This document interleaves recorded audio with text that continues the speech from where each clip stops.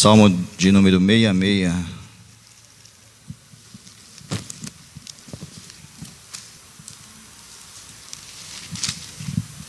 Versículo 1 ao 4 diz assim: Aclamai a Deus toda a terra, salmodiai a glória do seu nome, dai glória ao seu louvor. Dizei a Deus que tremendos são os teus feitos, pela grandeza do teu poder, a ti se mostram submissos os teus inimigos.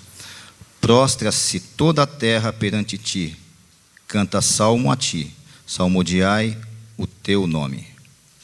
É o nosso momento de estarmos glorificando a Deus através de nossos louvores. Eu convido a equipe de louvor. E já de antemão, gostaria que todos ficassem de pé, para podermos estar louvando ao nosso Deus.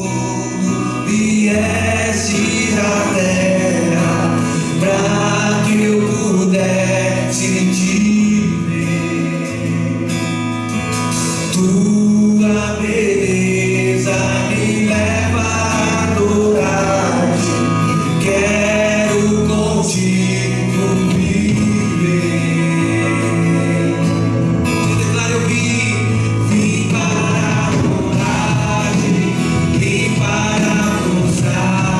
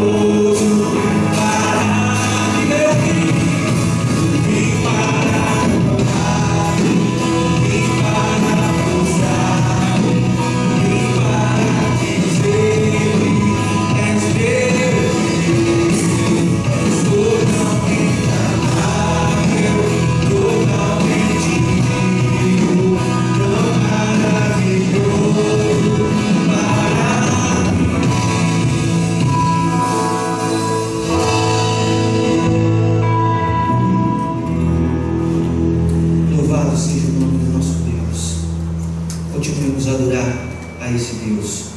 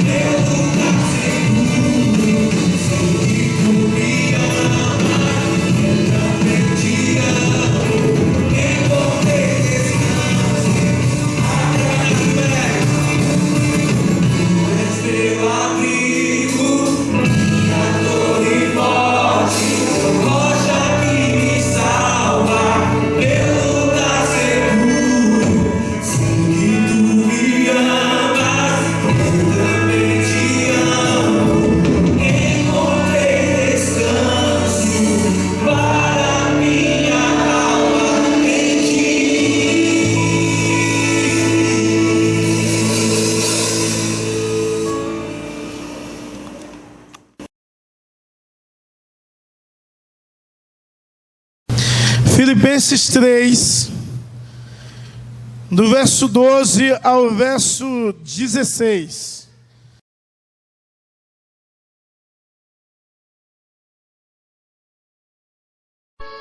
Não que eu tenha já recebido ou tenha já obtido a perfeição, mas prossigo para conquistar aquilo para o que também fui conquistado por Cristo Jesus. Irmãos, quanto a mim, não julgo havê-lo alcançado, mas uma coisa faço, esquecendo-me das coisas que para trás ficam e avançando para as que diante de mim estão, prossigo para o alvo, para o prêmio da soberana vocação de Deus em Cristo Jesus. Todos, pois, que somos perfeitos, tenhamos este sentimento. E se porventura pensais de outro modo, também isto Deus vos esclarecerá. Todavia, andemos de acordo com o que já alcançamos. Grandioso Deus, nós te louvamos e te agradecemos pela tua bondade, pela tua palavra que é viva e eficaz. Fala aos nossos corações, para a glória, louvor, adoração e magnificação do teu poderoso nome, em Cristo Jesus. Amém. Bom, amados, o texto que nós lemos é um texto conhecido de todos nós. Possivelmente você já leu algumas vezes, talvez dezenas de vezes.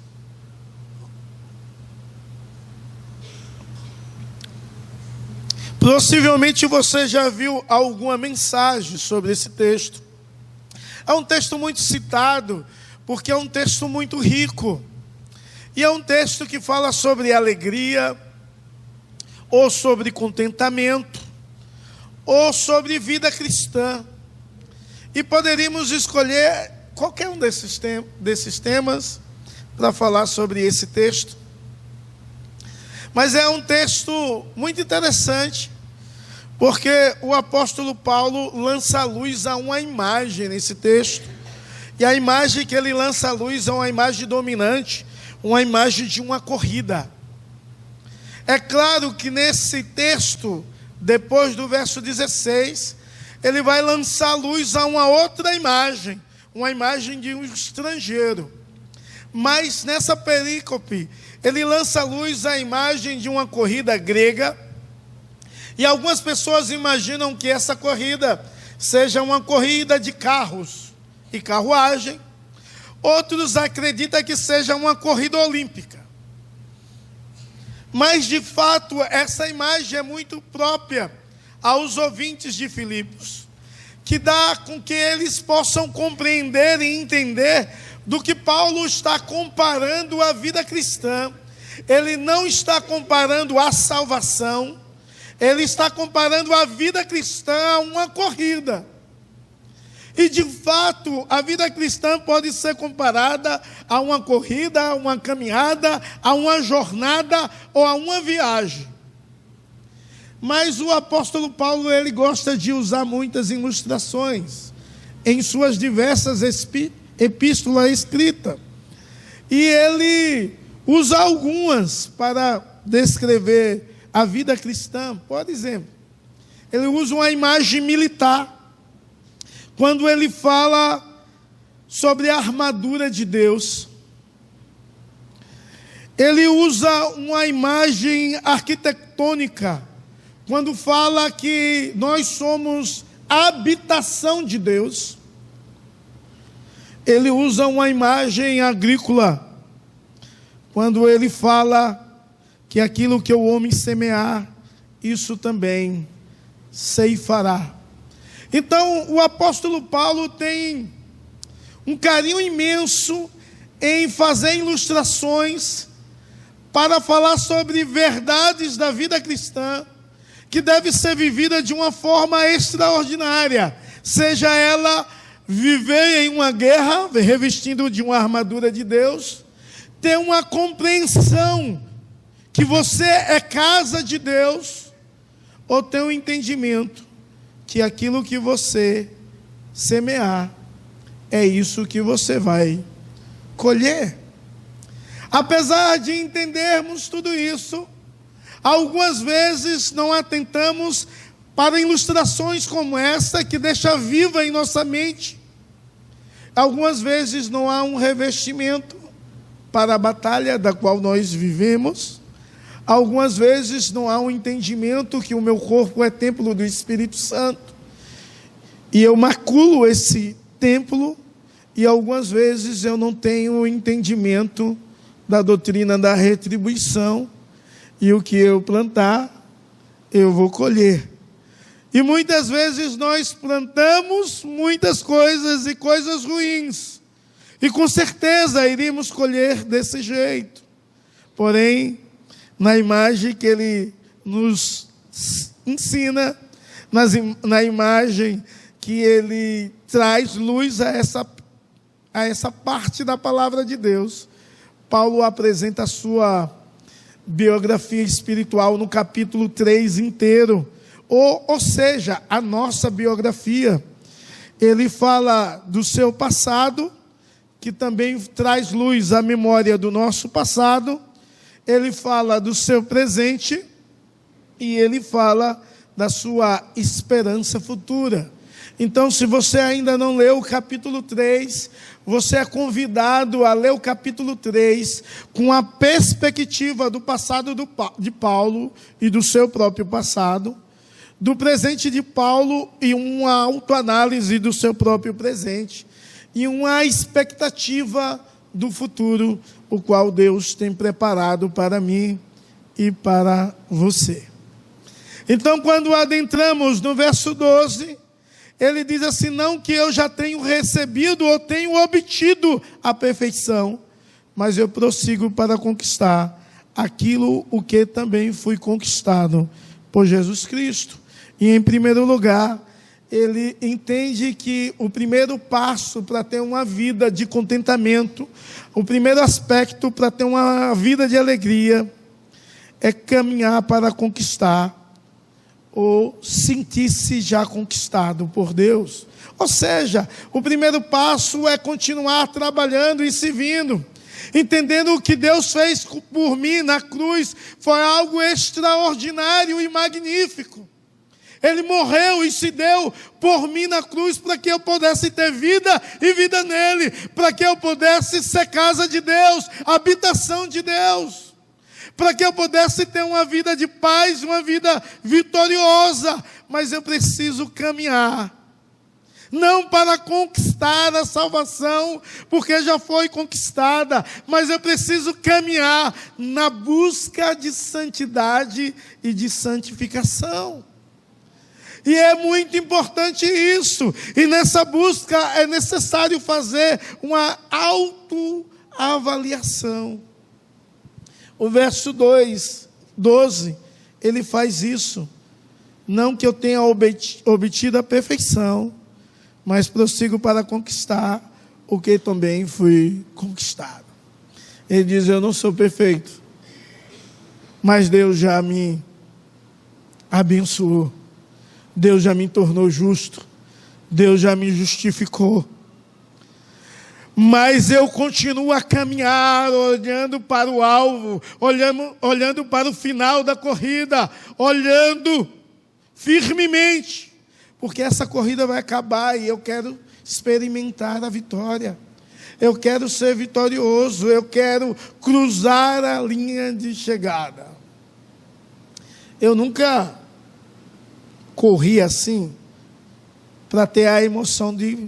Eu já fui magro, então não pense que é porque eu sou gordo, mas eu nunca corri para cruzar uma linha de chegada, ter aquela emoção de botarem aquela fitinha e romper a fita, né?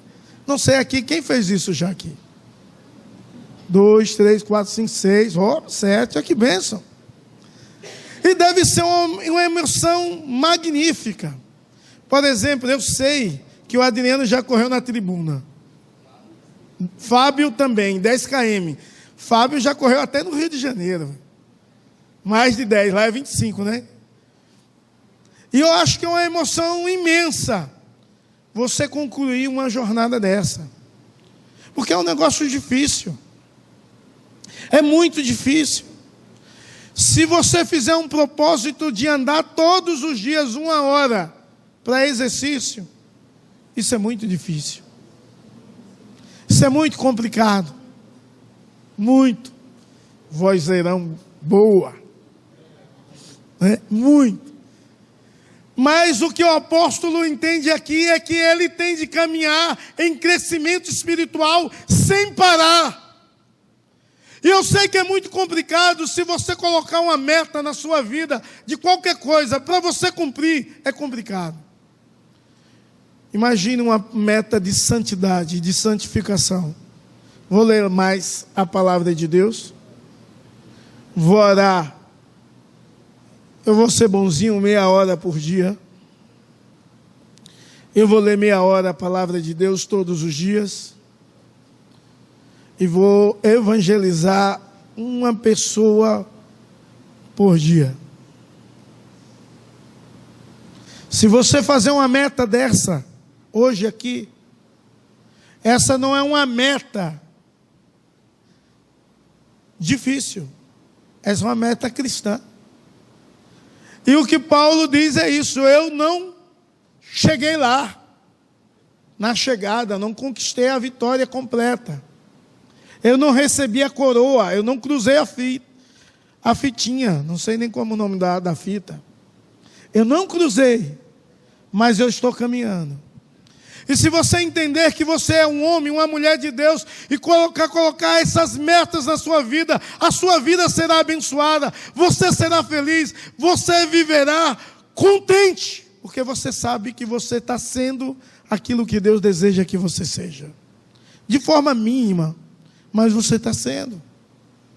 Irmãos, é muito sério. Se você hoje se comprometer, sabe o que acontece amanhã? Milhares de coisas para que você não venha cumprir essa caminhada. Coisas mais difíceis possíveis acontecem para te roubar o foco. Eu li uma história de Moody e eu fico maravilhado. Eu gosto do Moody, um grande evangelista, um homem contemporâneo nosso, um homem que era sapateiro e evangelizou milhares de pessoas. Um pregador fora do comum.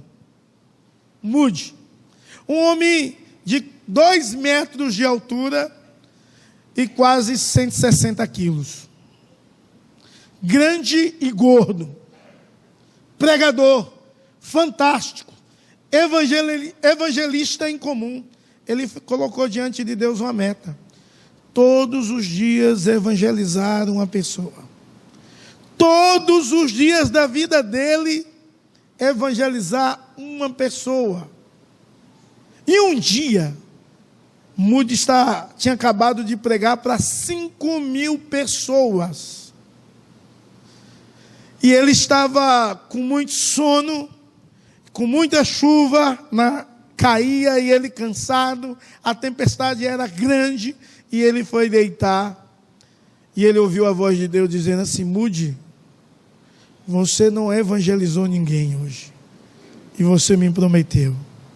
E ele disse: Deus, eu preguei para 5.000 pessoas, você me prometeu evangelizar um. E ele abriu a janela da sua casa, uma escuridão, não havia luz elétrica naquele período, e só o raio cortava e clareava, a chuva caía. Ele disse: mas Deus, não tem ninguém. E de repente ele vê uma luz balançando. Era alguém com um lampião. Os mais novos não sabem nem o que é isso, né? Não tem nem ideia. Alguém com um lampião, você já sabe, não é tão novinho assim não. E um guarda-chuva. Um lampião e um guarda-chuva. Uma vez eu levei meu sogro em um museu e meu filho ficou abismado com tudo. E o meu sogro disse: eu usei tudo isso, ferro de carvão, lampião. Ele dizia: que besteira esse negócio, meu filho, olha como é. Então vinha alguém com lampião e um guarda-chuva.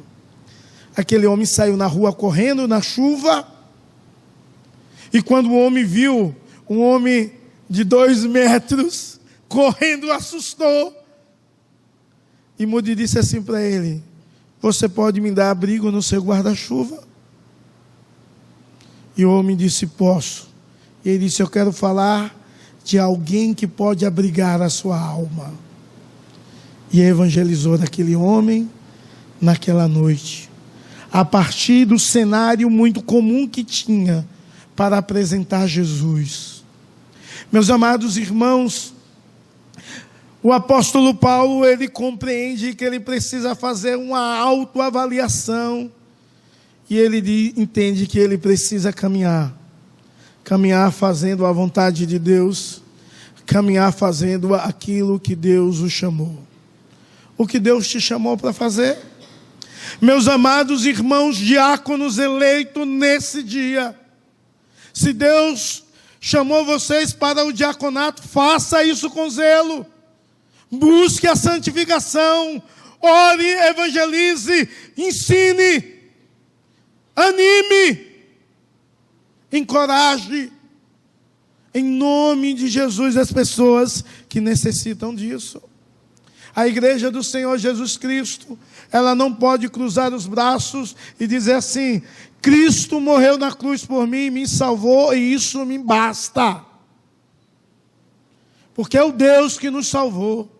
Deseja que sejamos instrumentos dEle, para a glória dEle, para o louvor dEle, e possamos servir a esse Deus com alegria, possamos buscar a consagração diária e contínua da nossa vida. É necessário uma vida de dedicação. O verso 13 ali, né? 138, não. É verso 13b. Né? O B saiu 8, não sei como foi isso.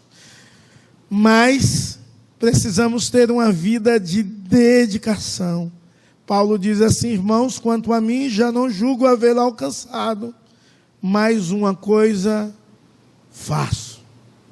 E a vida de dedicação se resume no que ele faz. Mais uma coisa faço. Sabe o que Paulo fazia? Fazia a obra de Deus. Fazia a vontade de Deus. Fazia os princípios de Deus. Então, ele vivia com dedicação naquilo que ele fazia. Mas uma coisa faço. Quem é professor aqui deveria fazer com tanta dedicação e deveria querer ser o melhor professor do mundo. Quem é mecânico, que eu estou lembrando, deveria querer ser o melhor mecânico do mundo e glorificar Deus com a mecânica. Quem é dona de casa aqui deveria fazer com tanto zelo que a sua casa deveria ser a casa mais limpa do mundo. Isso é dedicação. Isso é fazer como se fosse para com Deus. Isso é dedicação. Quem é funcionário aqui devia exercer com destreza a sua profissão, ao ponto de ser reconhecido sempre o funcionário do mês. Sempre. Funcionário do mês fulano de tal. Só tem esse, não, tem muitos, mas esse cara, essa mulher, é uma bênção de Deus. Viva com dedicação. E ele diz assim: uma coisa faço. Esse fazer era se dedicar cada vez mais à obra de Deus e à glória de Deus, porque para Paulo importava que Deus pudesse aparecer, que Jesus fosse visto, que Jesus fosse notado, que Jesus fosse anunciado cada vez mais e mais, e Deus pudesse usá-lo para isso. Mas uma coisa interessante é que, se você quer viver uma vida com contentamento, ou uma vida de louvor e adoração, você deve aprender a viver com direção. E ele diz assim: esquecendo-me das coisas que para trás ficam e avançando para que estão diante de mim. Direção, foco. Paulo não vivia o passado, irmãos. Ele vivia o presente e uma expectativa no futuro. Eu não quero dizer que o passado em si é ruim. Quando você tem um passado bom, é bom lembrar, mas não pode viver. Uma coisa é lembrar e outra coisa é viver. Você tem de viver com direção. E nós não podemos viver assim. E ninguém pode correr assim, que vai se bater. A imagem aqui é uma corrida. Vai perder o foco, a direção, vai entortar, vai bater em alguém, vai bater com a cara na parede. Você precisa, em nome de Jesus, entender a viver um presente e uma expectativa de futuro. Ele diz, esquecendo-me as coisas que para trás ficam. Tem gente que foi muito machucado no passado. Tem gente que passou fome. Tem gente que apanhou muito. Tem gente que foi abusado, abusada. Tem gente que sofreu o pão, como diz a história, que o diabo amassou. Mas você é nova vida. Você é nova criatura. Tem gente que cometeu pecados terríveis e o diabo fica acusando, e a pessoa não toma uma nova postura, uma nova posição de vida, olhando o passado. Mas eu fiz isso. O apóstolo Paulo foi um assassino, irmãos. Se ele ficasse olhando o tempo todo, eu concordei com a morte de Estevão, eu peguei gente pelo cabelo, arrastei e prendi, bati em muitos. Se ele ficasse pensando nisso, ele nunca seria o homem de Deus que Deus queria que ele fosse. Ele ia viver escravizado pelo sentimento de culpa, de tristeza, de opressão, de acusação. Ele diz, uma coisa faço, esquecendo-me das coisas que para trás ficam. Ele compreende que ele é alguém perdoado, restaurado, redimido, salvo no Senhor Jesus Cristo, justificado. O passado dele não tem mais influência na vida dele. Ele faz algo, ele avança para o alvo. Ele diz, o meu alvo é glorificar a Deus. O meu alvo é cruzar a linha de chegada. O meu alvo é Deus ser engrandecido pela minha vida. Então ele não perde a direção. Eu não sei como é que foi o seu passado, mas você não precisa viver o passado. Talvez você sofreu traições. Talvez você sofreu perseguições. Talvez você sofreu injúrias. Talvez colocaram na sua mente algo do qual você não é, forjaram a sua identidade. Em nome de Jesus, lance tudo isso fora, porque tudo em Cristo foi refeito, algo novo surgiu, Deus colocou um novo nascimento, Deus te perdoou, Deus te lavou, Deus operou grandemente na sua vida. Esqueça o passado, viva o presente, glorificando a Deus, estando contente em saber que você é de Deus, Cristo te ama, Deus te constituiu em família santa. Olhe para o seu futuro com esperança, você vai morar nos céus. Glória a Deus por isso. O que te espera, o que te aguarda é a mansão celeste. O nosso Senhor e Salvador Jesus Cristo, Ele promete isso. Ele diz, não se turbe o vosso coração, crerdes em Deus, crerdes também em mim. Na casa do meu Pai há muitas moradas. Se assim não fora, eu não vos teria dito, pois eu vou preparar lugar. Não perca a direção. O inimigo quer que você viva o passado.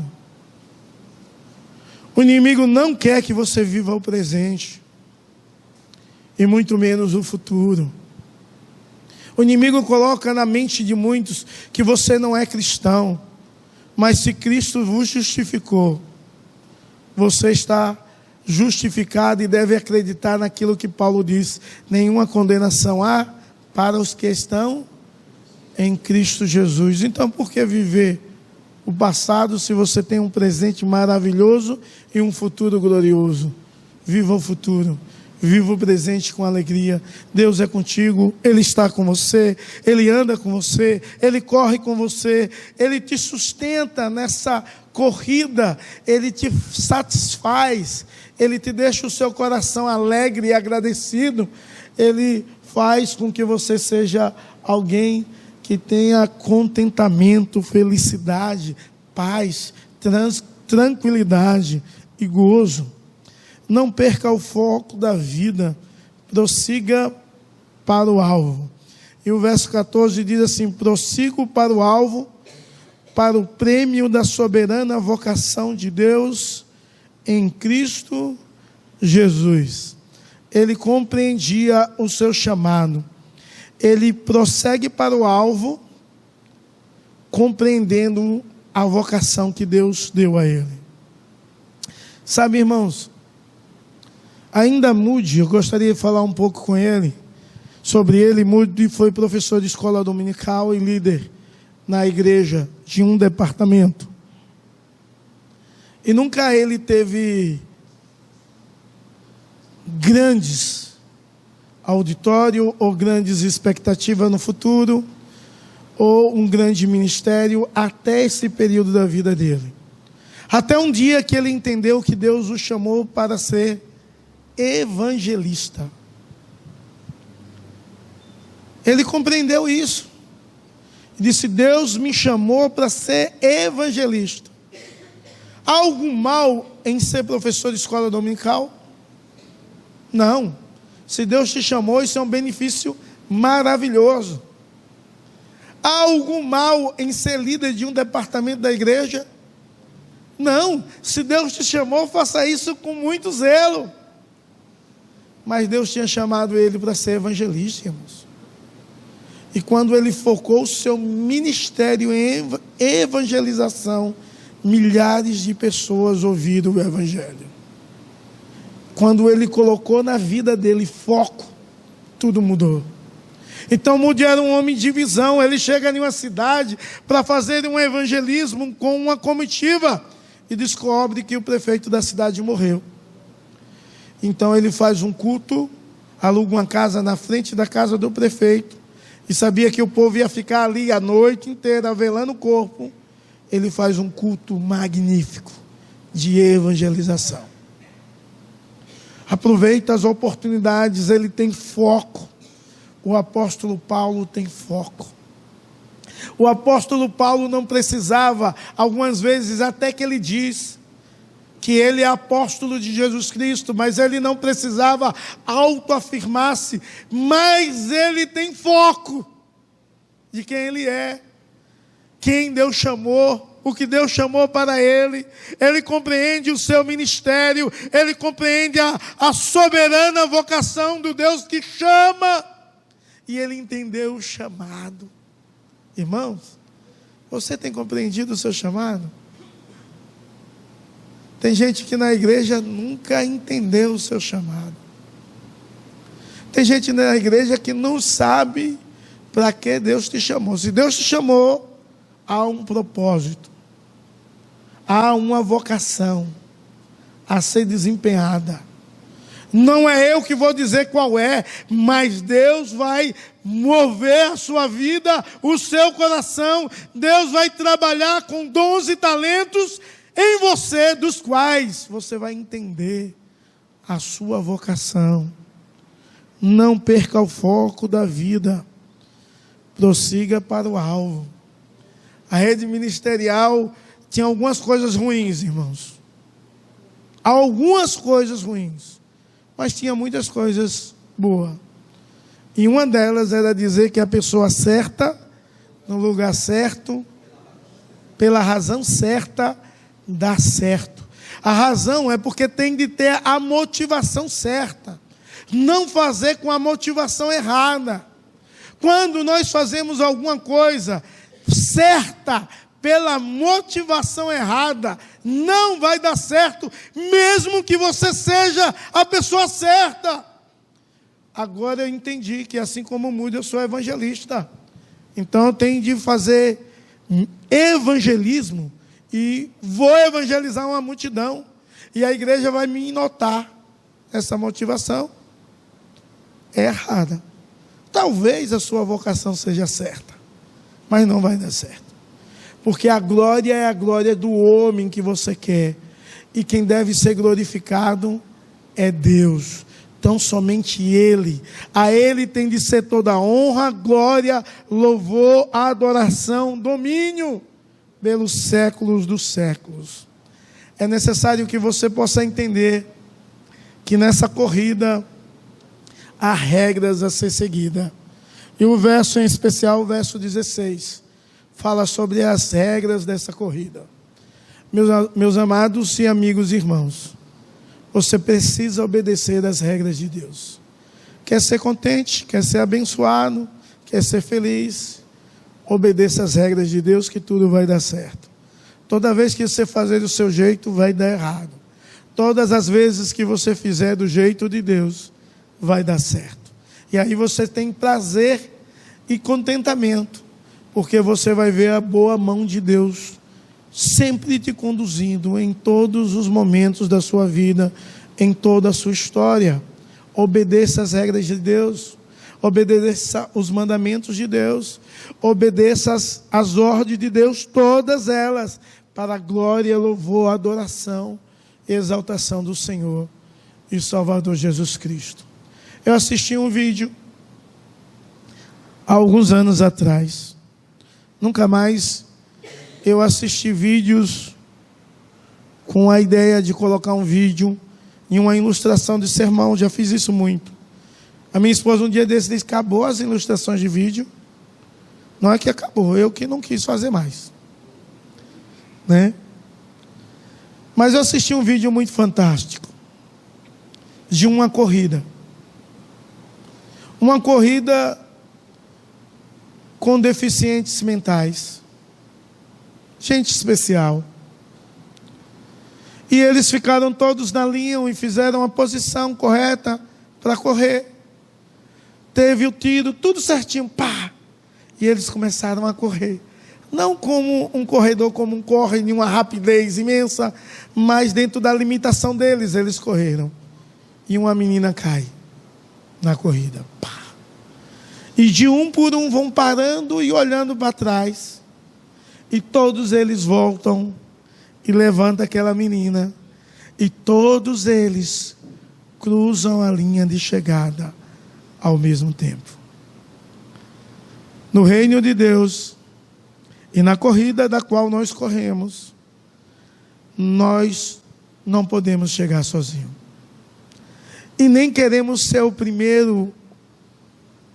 Devemos correr de mão dadas. E a regra bem ou mais importante para a igreja, que é corpo de Cristo, é ser bem ajustado. É andar de mão dadas, e quando um cair, o outro vai, levanta e cruzar a linha de chegada juntos. Porque Deus não deseja que um cruze, Deus deseja que todos nós cruzamos a linha de chegada. Portanto, anime, incentive, encoraje o seu irmão.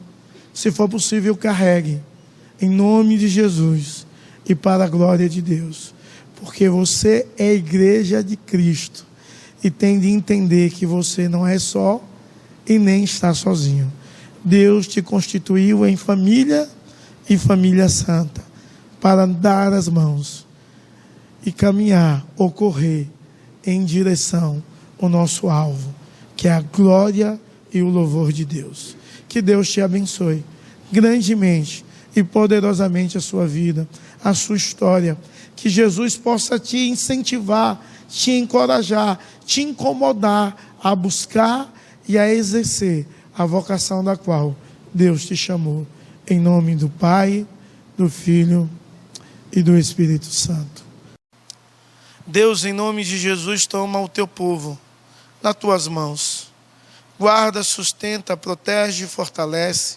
Ampara e abençoa. Vem ser com teu servo, tua serva. Que o Senhor Deus Todo-Poderoso vem estar visitando, amparando, transformando, moldando as nossas vidas. E que possamos sempre demonstrar o nosso amor pelo Senhor. Que a graça do nosso Senhor e Salvador Jesus Cristo, que é o amor de Deus, o nosso eterno Pai, que a comunhão e a consolação do Divino Espírito Santo seja sobre você e sobre todo o povo de Deus, espalhado sobre toda a face da terra, hoje e para todo sempre. Amém e amém.